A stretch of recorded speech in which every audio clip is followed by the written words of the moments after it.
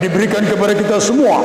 Ya, akhirnya pada kesempatan siang hari ini kita mampu melangkahkan kaki kita bersama untuk memenuhi salah satu undangannya yang berupa ibadah salat Jumat berjamaah beserta dua khutbahnya. Kita berkumpul dalam kondisi syihah, afiah, tanpa kekurangan sesuatu apapun. Salawat serta salam marilah kita haturkan ke junjungan kita baginda Rasulullah sallallahu alaihi wasallam yang senantiasa menunjukkan kepada umatnya dari jalan-jalan gulita mulai dari zaman jahiliyah yang mana masyarakat di masa dahulu belum mengenal Allah, belum mengerti hukum-hukum Allah, ditunjukkan oleh beliau dengan penuh kesabaran dan penuh kasih sayang menuju ke jalan yang terang benderang yang berupa ajaran agama Islam yang penuh keridhaan. Masyaallah muslimin sidang jamaah Jumat rahimakumullah, melalui mimbar khutbah ini kami berwasiat kepada diri kami pribadi secara khusus dan kepada hadirin sekalian secara umum agar kita senantiasa berusaha meningkatkan kualitas keimanan dan ketakwaan kita kepada Allah Subhanahu wa taala dengan cara melaksanakan apa saja yang menjadi perintah Allah kepada kita semua, dan di sisi lain marilah kita juga berusaha untuk menjauhi apa saja yang menjadi larangan Allah kepada kita semua. Mudah-mudahan makin bertambah umur kita, makin bertambah pula kualitas keimanan dan ketakwaan kita kepada Allah Azza wa Jalla.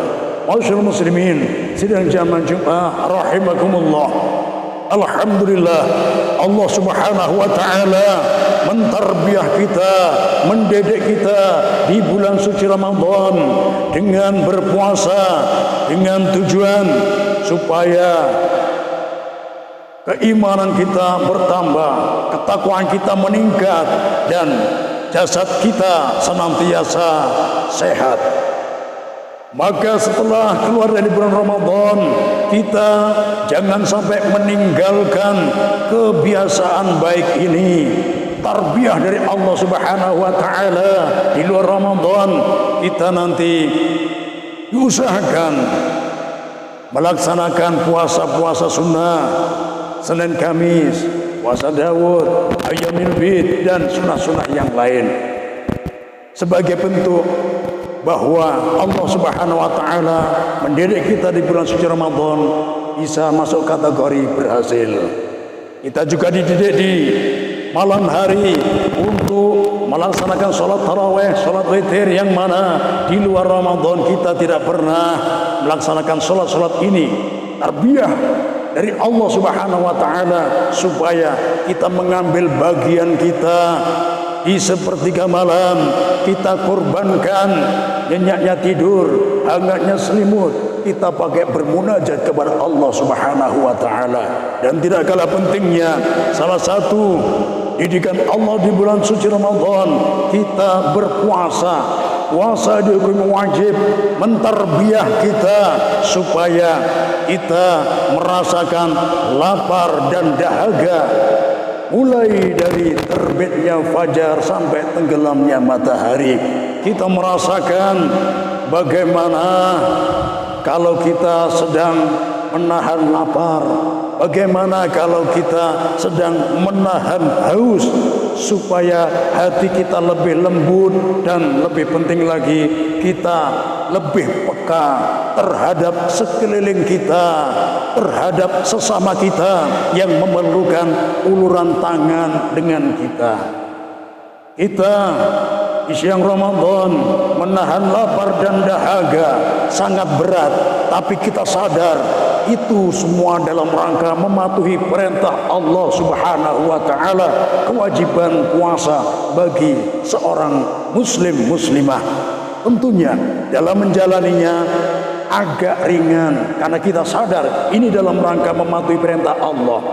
Salah satu tujuan Allah adalah supaya kita lebih peka, supaya kita juga merasakan bagaimana nasib saudara-saudari kita yang mana mereka terpaksa tidak makan, terpaksa tidak minum karena memang tidak ada yang dimakan dan tidak ada yang diminum.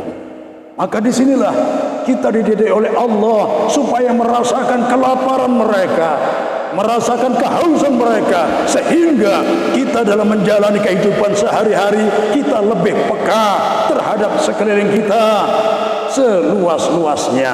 Jangan sampai kita semalam-malam senantiasa tidur nyenyak karena kekenyangan, sementara tetangga kita ada yang tidak bisa tidur karena kelaparan. Rasulullah SAW bersabda, "Wallahi la yu'min man jaruhu man bata syab'anan wa jaruhu ja'iun wa huwa ya'lam." Tidak sempurna keimanan seseorang, keimanannya sangat jauh dari nilai kesempurnaan, yaitu seseorang yang bermalam-malam senantiasa dalam kondisi kekenyangan, sementara tetangganya tidak bisa tidur karena kelaparan, padahal dia mengetahuinya. Maka di sini kita dididik supaya lebih peka lagi untuk mengulurkan tangan kepada saudara-saudari kita yang nasibnya kurang beruntung. Disinilah Allah Subhanahu wa Ta'ala mendidik kita supaya lebih peka lagi. Jangan sampai di siang dan malam Ramadan ada orang yang kelaparan. Wabil khusus nanti di hari raya, jangan sampai kaum muslimin, muslimat ada yang bersedih karena kebutuhan di hari itu tidak tercukupi. Maka di sini Rasulullah SAW memberikan contoh yang sangat konkret. Rasulullah adalah sosok manusia yang sangat semangat, tidak pernah malas-malasan. Beliau pun tepat waktu, tidak pernah terlambat. Akan tetapi suatu ketika beliau sempat ketika akan mendatangi pelaksanaan sholat Idul Fitri, beliau agak terlambat, agak kesiangan, sehingga para sahabat antar satu sama yang lain saling bertanya-tanya, tumben Rasulullah terlambat hari ini. Maka pertanyaan itu pun disimpan sampai Rasulullah datang, sampai melaksanakan sholat Idul Fitri beserta khutbahnya. Setelah selesai, maka para sahabat baru berani bertanya, wahai Rasulullah, tidak biasanya Anda terlambat seperti hari ini.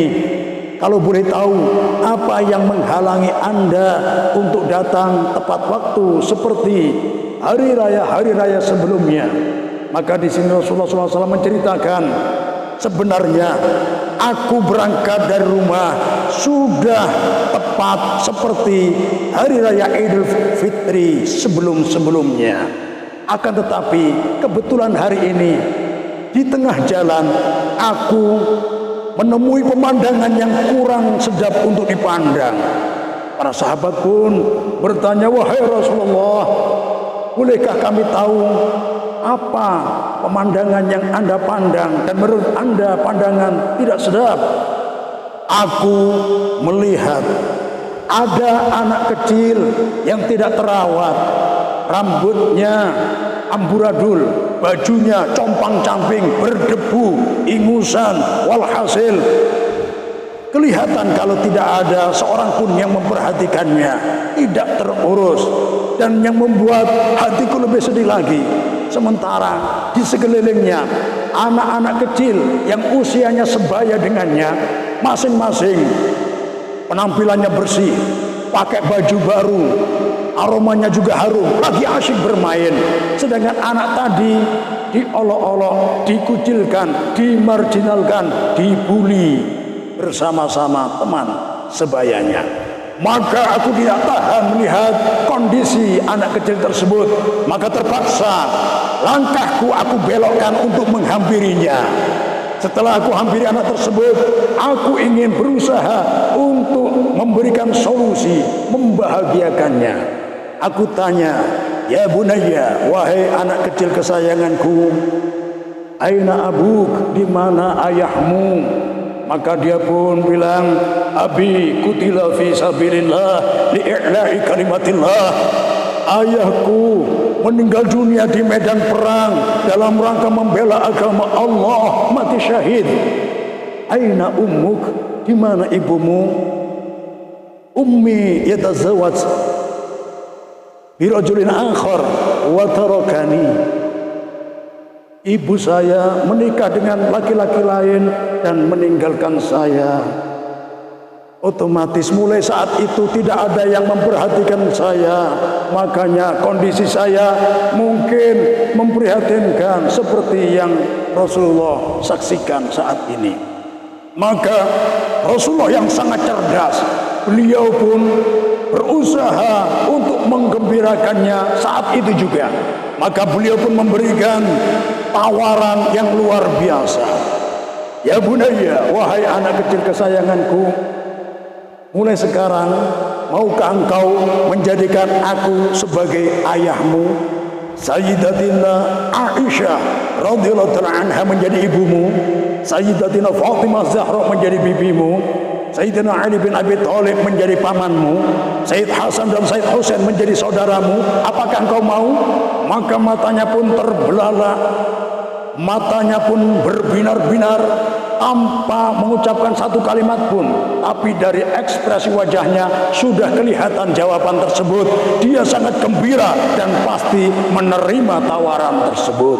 Maka Rasulullah pun tidak panjang lebar, anak tersebut langsung dituntun sebagaimana layaknya seorang ayah menuntun putranya.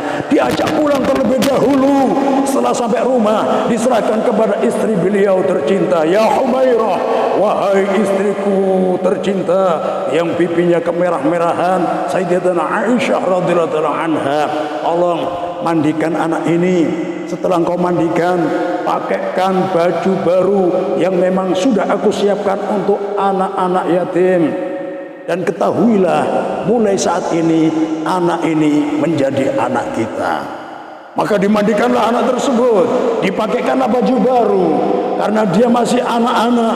Naluri seorang anak, kepuasan hatinya adalah bermain dengan teman-teman yang sebaya dengannya.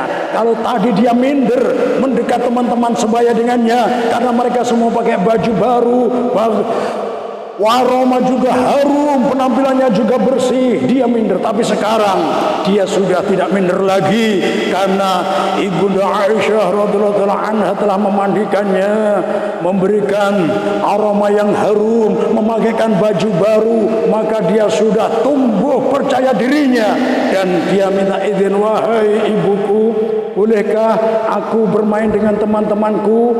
Aku ingin gabung dengan mereka supaya lebih seru permainanku. Ibunda Aisyah pun mengizinkannya. Di saat dia keluar rumah, melihat teman-temannya lagi asyik bermain, maka dia pun mengumandangkan suara yang sangat nyaring dengan penuh percaya diri, suara yang lantang. Sekiranya teman-temannya yang jaraknya jauh pun mendengarkan. Wahai teman-temanku, ketahuilah, aku hari ini adalah anak yang paling bahagia sedunia. Semua teman-temannya yang tadi lagi asyik bermain, akhirnya semua pandangan tertuju kepadanya. Antar satu dengan yang lain saling bertanya-tanya, bukankah anak ini anak yang kondisinya memprihatinkan tadi? Rambutnya amburadul, bajunya compang-camping, berdebu, baunya tidak sedap. Walhasil yang kita bully sama-sama tadi, sepertinya iya. Ayo kita datangi, kita cari tahu apa yang membuat kondisinya drastis berubah positif luar biasa, bahkan mengaku sebagai anak yang paling beruntung, paling bahagia sedunia. Kita cari tahu. Wahai temanku, kalau boleh tahu apa yang membuatmu bahagia, bahkan kau merasa anak yang paling bahagia sedunia. Akhirnya sang anak ini pun dengan penuh percaya diri, mereka menceritakan kepada teman-temannya, wahai teman-temanku, ketahuilah, mulai saat ini Rasulullah menjadi ayahku, Sayyidatina Aisyah radhiyallahu anha menjadi ibuku, Sayyidatina Fatimah Zahra menjadi bibiku, Sayyidina Ali bin Abi Thalib menjadi pamanku, Sayyid Hasan dan Husain menjadi saudaraku. Apakah ada keistimewaan di atas ini? Mereka pun sudah paham, dan mereka merasa kepingin mendapatkan keberuntungan seperti yang didapatkan oleh temannya ini. Di saat itu mereka masing-masing berharap supaya ayah mereka meninggal dunia, supaya menjadi yatim. tujuannya apa? Supaya diangkat menjadi anak angkatnya Rasulullah Sallallahu Alaihi Wasallam. Yang menjadi bahan renungan kita bersama adalah ada satu anak yang mengalami nasib kurang beruntung, sudah mampu membelokkan langkah kaki Rasulullah untuk menuju pelaksanaan sholat Idul Fitri, yang mana di situ ditunggu oleh ribuan para sahabat. Bagaimana dengan kita yang sering menyaksikan saudara-saudari kita malah mengalami nasib kurang beruntung, jumlahnya tidak hanya satu, tidak hanya dua, tidak hanya 10, tidak hanya 20, bahkan ratusan atau bahkan ribuan, entah berapa jumlah yang benar.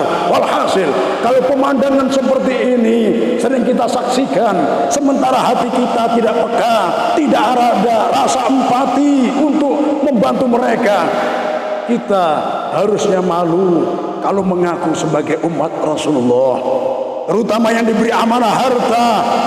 Jangan sampai terkena penyakit bakhil. Ini adalah salah satu penyakit kronis dalam Islam. Bagi yang diberi amanah harta, harus menempati posisi Rasulullah untuk memperhatikan kaum muslimin muslimat yang mengalami nasib kurang beruntung. Masih kurangkah didikan Allah di bulan Ramadan ini? Kita sudah merasakan lapar dan dahaga sangat berat, tapi kita mematuhi perintah Allah agar ringan. Bagaimana saudara kita yang tidak mampu makan, tidak mampu minum, karena tidak ada yang dimakan dan tidak ada yang diminum? Paling tidak Idul Fitri kita perhatikan sekeliling kita, jangan sampai ada anak yatim piatu, anak-anak fakir miskin yang tidak pakai baju baru. Bagi mereka hanya perlu yang baru, tidak harus mewah, supaya di hari itu mereka bahagia. Walhasil, niat kita mulai sekarang adalah ingin menggembirakan kaum fakir, kaum miskin di hari kemerdekaan, yaitu di hari Idul Fitri. Kita bahagian mereka. Tujuan kita adalah mudah-mudahan dengan kita membahagiakan kaum muslimin muslimat yang mengalami nasib kurang beruntung, mudah-mudahan mampu menggapai keridhaan Allah Subhanahu wa taala, dan mudah-mudahan usaha ini mampu menggembirakan hati Rasulullah sallallahu alaihi wasallam, dan mudah-mudahan usaha ini bisa menjadi usaha untuk memantaskan diri bagi kita sebagai calon penghuni surga tertinggi, surga Al-Firdaus, supaya kita nantinya berkumpul dengan manusia-manusia yang mulia dari kalangan para sahabat. Dan yang terpenting, kalau kita berada di surga Al-Firdaus, setiap saat kita mampu memandang wajah manusia yang paling mulia, wajah yang bercahaya, wajah yang begitu indah, yaitu wajah Rasulullah sallallahu alaihi wasallam. Fa idza qara'tal Qur'ana fasta'id billahi minasyaitonir rajim. A'udzu billahi minasyaitonir rajim. Bismillahirrahmanirrahim. Ara'aita alladhi yukadzibu bid-din fadzalika alladhi yad'ul yatim wa la yahuddu ala ta'amil miskin. Tidakkah kalian tahu siapakah pendusta agama itu? Mereka adalah orang-orang yang menghardik anak yatim dan tidak menyemangatkan untuk memberi kaum fakir dan miskin. Barakallahu li wa lakum bil Qur'anil azim wa nafa'ani wa iyyakum bima fihi min al-ayati wa dzikril hakim wa taqabbala minni wa minkum tilawatahu innahu huwas samiul alim wa rabbi fir warham wa anta khairur rahimin.